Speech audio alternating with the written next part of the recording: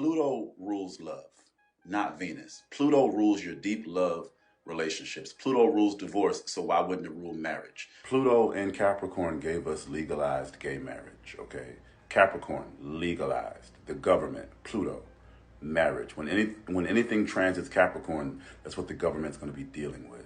The Pluto and Scorpio generation invented the baby mama, baby daddy because our relationships were not validated through family and superficiality and looking pretty like Pluto and Libra.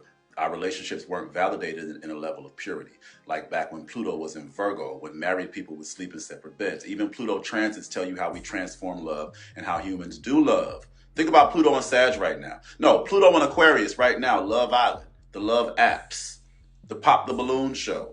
Okay, love on social media, it runs rampant.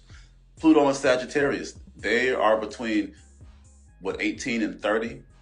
Look at how they do love, high value man. The man is the focus. How much money he makes is the focus, the money, Pluto. Other people's money of the man, Sag, and growth, Sag, the money, Pluto. You even see the expression of love and our relationships and marriages changing with Pluto transits. Like I said, Pluto and Virgo back in the 60s. That's when people were married but still slept in different beds, purity. Pluto in Libra, Roe versus Wade, okay? Lawyers, that's Sagittarius, okay? But the rivalry of a relationship, of a lawsuit, the two people suing each other, that's Libra, Pluto in Libra. And when I read a Pluto and Libra chart, you transform through the family. You might get divorced and go back to family. A lot of mediation in love. Pluto and Scorpio, we don't play that. We're way more private about love. We elope. Okay, Pluto and Scorpio women have really tough private pregnancies. Pluto and Libra, all that stuff was, look at the television shows that came on during Pluto and Libra. You came home and told the family about your crush. A lot of mediation in love.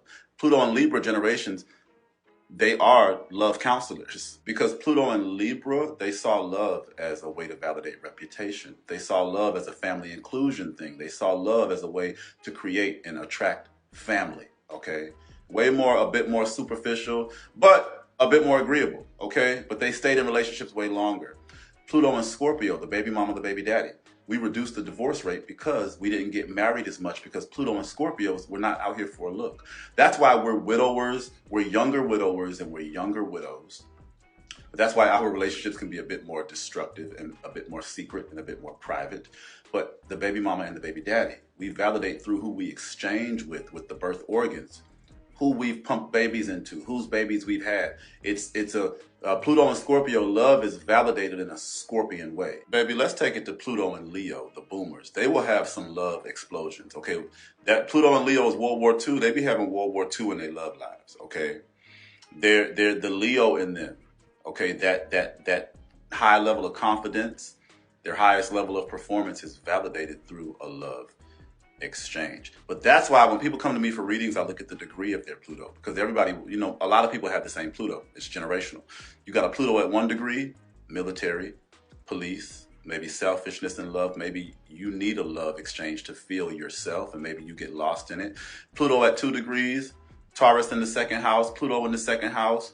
You met your marriage partner at the grocery store through food. Y'all might work in food. Y'all might have heavy power struggles over food, money, housing. 3 degrees, Pluto at 3 degrees, siblings and extended family.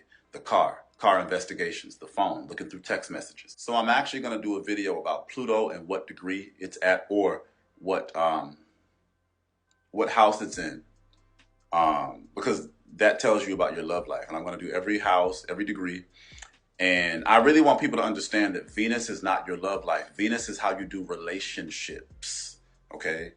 Like, yes, I'm an Aries Venus. I married a felon, okay?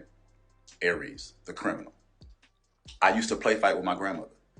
I used to play fight with my dad. Me and my dad used to sit and watch Chucky, horror, okay? Venus is your in-laws, your family, all your relationships, how you act as a liaison, how you step in to mediate. Pluto, Scorpio in the 8th house, that's your love life. And let's talk about the logic, okay? The Scorpio, Pluto in the 8th house, other people's resources. What is marriage? Entitlement. One of the only things that entitles you to somebody else's resources.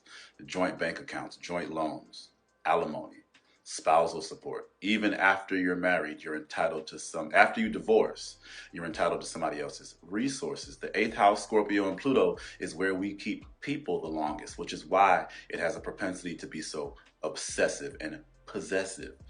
The second house in Taurus is where we keep things the longest. Baby, Tauruses, they got stuff from their kids they've had for 40 years. They got stuff from 50 years ago. The longest married people will be Scorpio people with Scorpio placements. And you see it in the lives of Scorpio people. Scorpio actors and actresses. Leonardo DiCaprio, Romeo and Juliet, and then Titanic. Come on. Whoopi Goldberg, Karina, The Color Purple. Even a good friend of mine, Aquarius Sun, Aquarius Mercury. She Scorpio Moon, and she's been with her man for about 12 years. One of the longest relationships in my friend group. Her man is a triple Capricorn. It all sits in her Capricorn 8th house. Even transits. When people come to me with deep love stuff, 8th house synastry, Scorpio synastry, Pluto aspects. I mean, you can even see it in Scorpio's rulership of credit and debt. You're married to a loan and the credit card company, and you need loyalty. It's just all the Taurus part of the axis, but Taurus is your own money. It's not tied to nothing. Your credit card, you don't have to use it. It's a relationship. I have my credit card, ain't nothing on it right now, but I'm still in a relationship, right? And why would I end it? Baby, I'm not, they don't, no, you see it, that's marriage. You done invested, so investment, time and energy invested in a relationship. Scorpios and emotional currency, energetic currency. Scorpio and Pluto is the energy that binds us in a marriage.